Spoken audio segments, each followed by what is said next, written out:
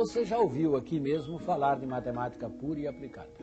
São dois conceitos, não se envergonhem, difíceis da gente separar bem. Eu daria um exemplo bastante vulgar. Por exemplo, a geometria, até Pitágoras, era pura aplicação. O sujeito conhecia um fato, aplicava para medir, para desenhar, para construir. Era matemática aplicada. A partir de Pitágoras, e teve seu ápice em Euclides, o homem passou a fazer matemática pela matemática. Construiu um arcabouço intelectual, construiu um modelo, matemática pura. Será que eu poderia fazer a mesma divisão com as artes? Vou tentar algo semelhante. Eu diria que o cinema e o teatro são artes puramente representativas. Já nas artes plásticas, a escultura e a pintura, ora são figurativas, mas quando são abstratas, ainda assim estão representando algo. Já na música, há uma pequena diferença. Vamos tomar Vivaldi, A Primavera. É uma bela música. Mas se ele chamasse aquela música de Sorriso de Criança, eu também aceitaria do mesmo modo. O som não representa o olho, a criança ou a primavera. Ela suscita sentimentos. É desta arte dita pura que vamos falar hoje. E como ela mexeu com os povos de diferentes culturas em diferentes épocas. Dividiu-se o espectro sonoro de maneira diferente. Fez-se música árabe, música grega, música contemporânea, música antiga. Fez-se música, tratou-se do seu objeto primordial, o som.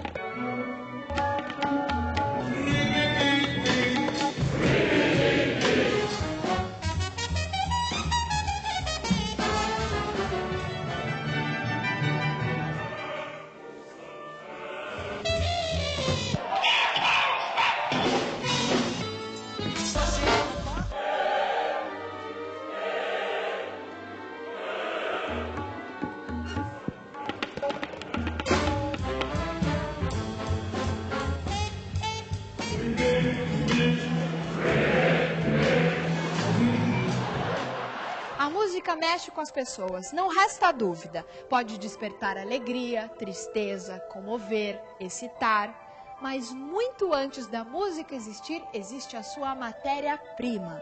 Os sons, no seu estado mais puro, servem ao compositor, assim como a paleta de tintas pode servir ao artista plástico.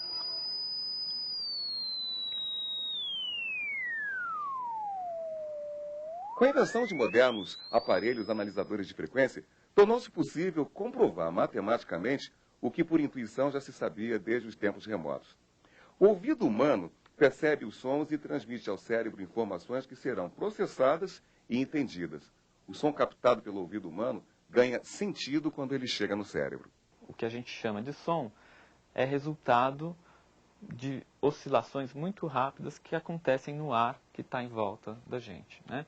Essas oscilações se dão na forma de compressão e rarefação do ar, ou seja, as moléculas do ar se comprimem e se rarefazem muito rapidamente, e o ouvido capta esse movimento. Quando ele se movimenta para frente, ele cria uma zona de compressão do ar. Quando ele se movimenta para trás, ele cria uma zona de rarefação do ar. Então aqui a gente teria uma representação dessas zonas de compressão, rarefação, que a gente pode representar como uma onda que vai se propagando. Quando ela está positiva, ela representa a compressão. Quando ela está negativa, ela representa a rarefação do ar. As notas musicais, na verdade, são variações da frequência de oscilação. Por natureza, os sons podem ser curtos ou longos, graves ou agudos,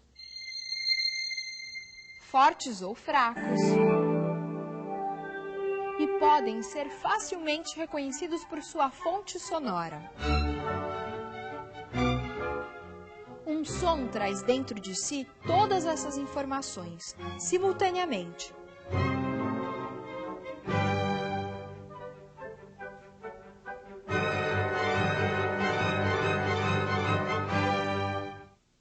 exemplo, se alguém emitir um som que tem uma determinada frequência de vibração e uma outra pessoa emitir um que tenha o seu dobro, o ouvido humano interpreta essas frequências sonoras como equivalentes e passa a aceitá-las como sons musicais idênticos. Desde a antiguidade, nas mais variadas épocas, os povos se utilizaram desse conhecimento para organizar suas criações musicais. Desenvolveu-se o costume de utilizar os sons que o nosso ouvido reconhecia como equivalentes, como limites de uma espécie de espaço sonoro que poderia ser dividido, ou melhor, fracionado. Uma maneira bastante comum de fracionar esse espaço entre dois sons equivalentes, Dó e Dó, por exemplo, é em 7 partes.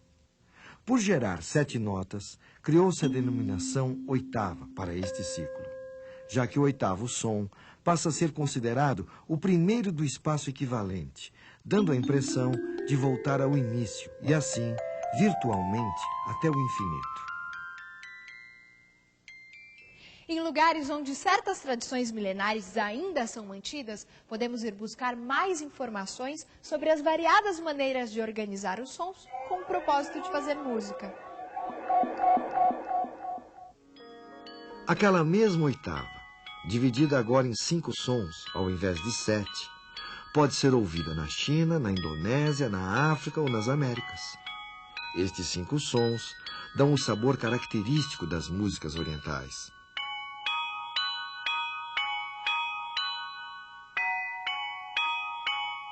E também do blues americano.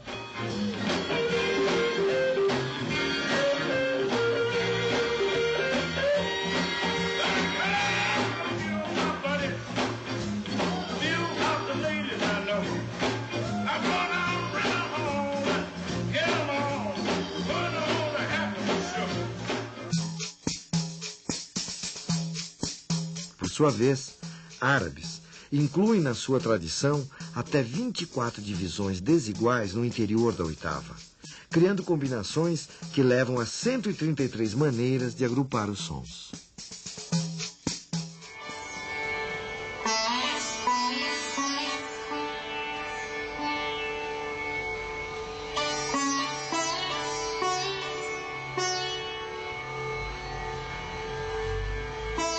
O sistema musical do norte da Índia tem 22 notas. São intervalos muito pequenos de som, que são chamados quartos de tom. E no sul da Índia eles têm 28 intervalos.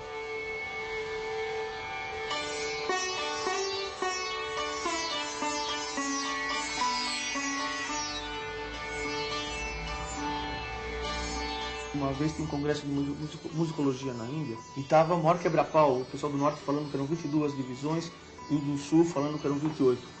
E eles não se entendiam, até que entrou um ancião, que era um grande músico. Ele entrou, se fez silêncio na sala e perguntaram para ele: mestre, são 22 notas ou são 28 notas?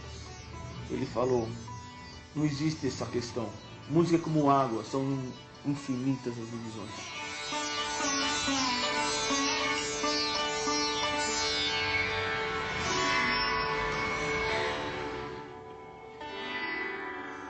A música clássica indiana tem 10 escalas básicas que se subdividem em 64 e depois existe uma análise combinatória entre elas.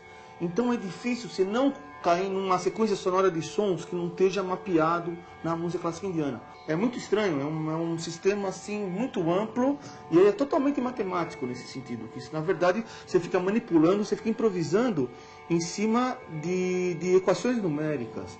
Você faz uma análise combinatória, é um jogo. Imagina, com essas 7 notas, você está com 7 notas, você fica brincando com elas.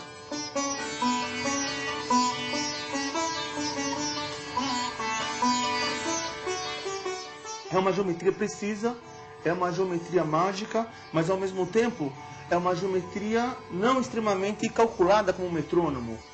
Isso acontece muito no ritmo indiano, por exemplo. Um percussionista vai mexer com ciclos. Porque o tempo na Índia é sempre pensado como um ciclo. É um ciclo mágico de números que se repetem.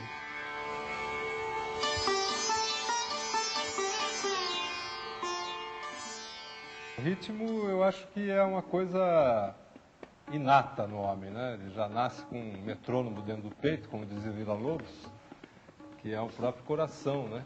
E a respiração.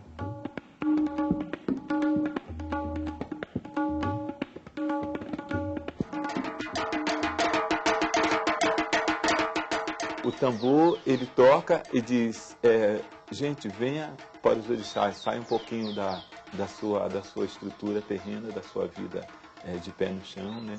E venha para um outro espaço, para serem outras coisas, para perceberem outras coisas, para terem outras percepções.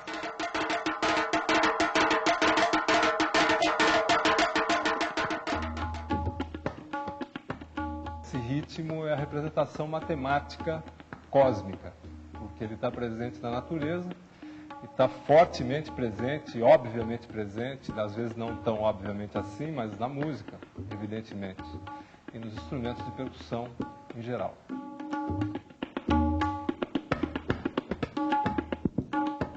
A música, ela leva ao êxtase, né? Sempre vai levar ao êxtase, né? Sempre você vai ouvir a música, cada um tem um jeitão de receber esse êxtase, né?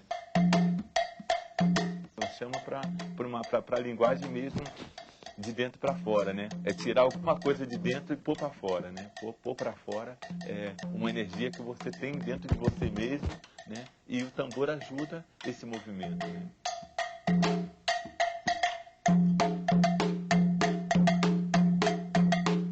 O ritmo, ele contém uma pulsação.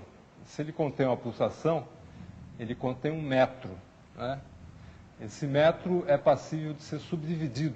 Você vai ampliando e vai combinando essas variações, você tem uma infinidade de combinações e de resultados extremamente sofisticados e complexos que não deixam de estar, todos eles, atados entre si. Quer dizer, todos eles têm uma relação muito íntima com essa pulsação fundamental. Isso é matemática.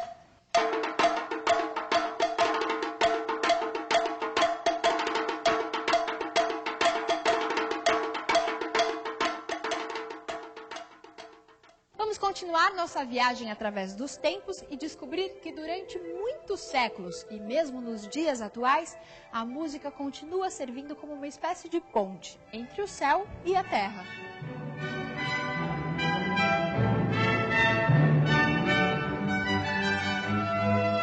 E quando a gente ouve a música do Bach, a gente sente um teor religioso muito forte, de elevação espiritual mesmo, assim, né?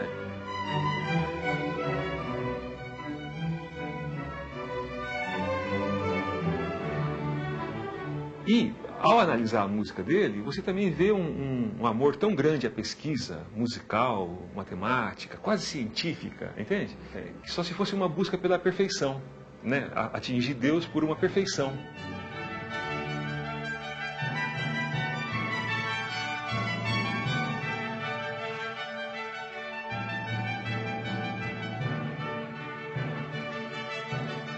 Na época do Bach, estava sendo definido o que depois ficou sendo conhecido como o período tonal da música. A partir do Bach, a dimensão do acorde, que são notas tocadas ao mesmo tempo, né, começou a fazer sentido. Então, o Bach já escreve pensando assim e também pensando do jeito antigo. Ele mistura as duas coisas, né?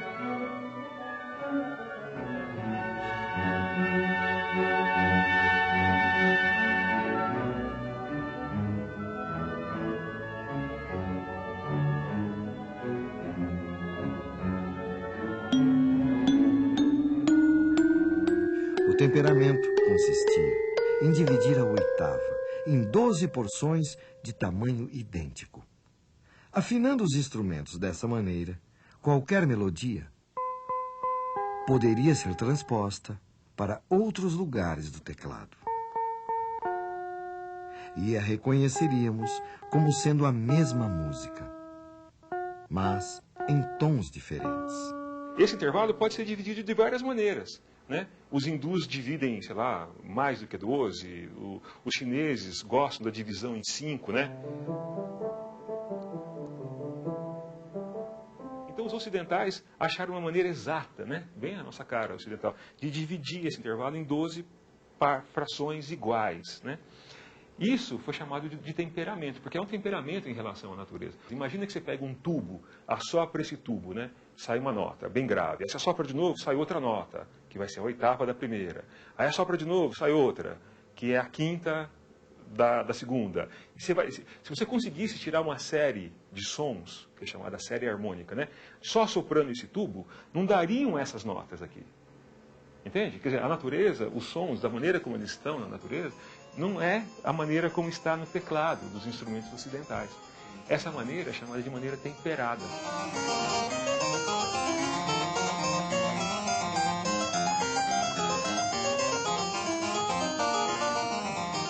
Então, essa música que foi consolidada, porque os caras vinham pesquisando há muitos anos, né? Nessa época, é depois a música que se torna regra.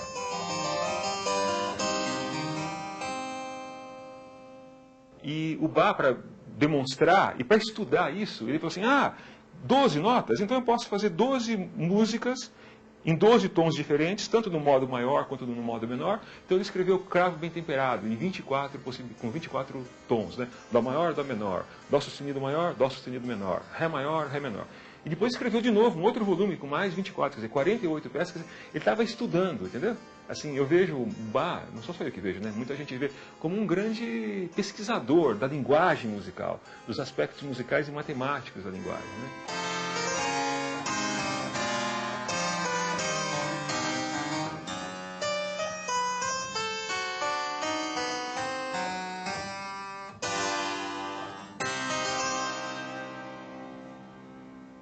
À medida que analisamos os acontecimentos musicais à luz da matemática, a exatidão numérica que orienta a escolha das notas e dos ritmos quando os músicos tocam ou compõem parece indicar que, de alguma maneira, eles sempre buscavam a perfeição. Vamos entender isso melhor?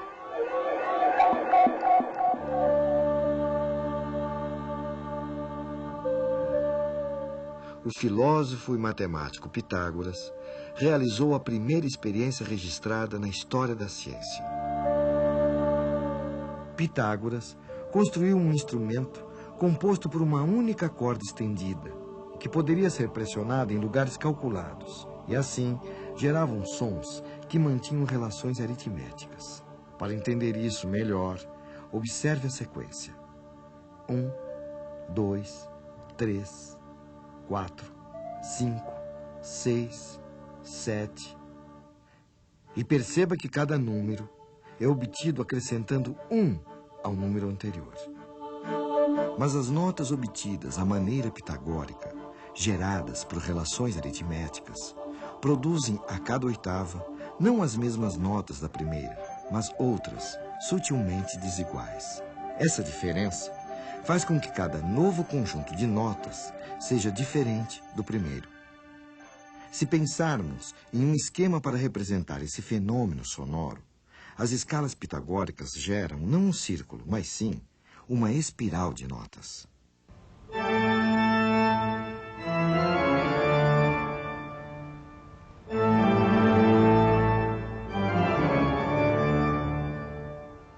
A música produzida por Bach e outros músicos de sua época, por se utilizar dos acordes, que são notas tocadas simultaneamente, precisava de uma mesma afinação em todas as oitavas, para que não se tivesse a impressão de desafinação.